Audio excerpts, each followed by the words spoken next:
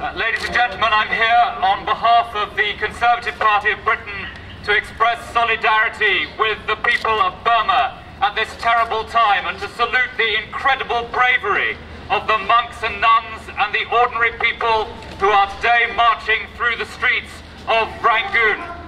Shortly before coming here today, I spoke to the British ambassador who reported that there had been clear evidence of killings and violence on the streets of Rangoon today. He also said that he had been up to the capital to urge the regime to exercise restraint. And it is that restraint which we must all hope for today.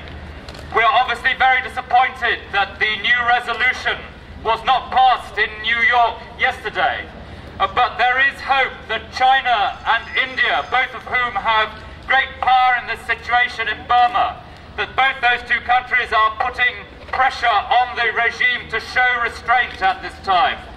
In particular, China, who behind closed doors must be very concerned at the reputation they will have ahead of next year's Olympics if they do not exercise the undoubted influence they have on the junta at this time.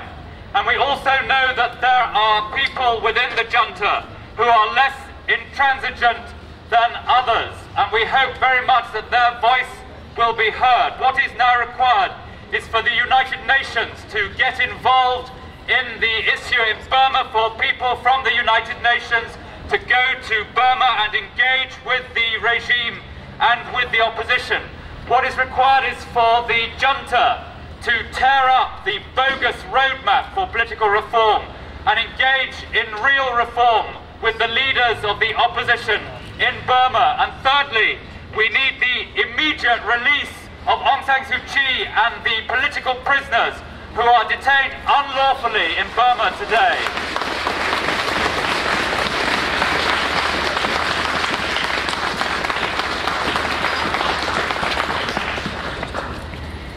At this appalling time for the people of Burma who have languished for so long under this tyrannical regime, we will hold to account the leaders of this regime personally for what happens now on the streets of Burma,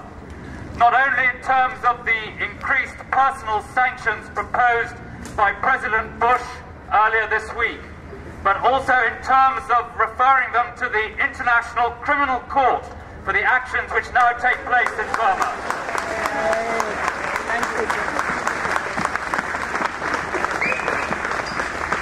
And we all pray that the bravery, the incredible bravery shown by the monks and nuns and the opposition and the ordinary people of Burma will be rewarded with a change in regime so that they can demonstrate in their country in the way that we can today here outside the Burmese Embassy, and that they will soon enjoy the same freedoms that we take for granted in so much else of the world. Thank you very much.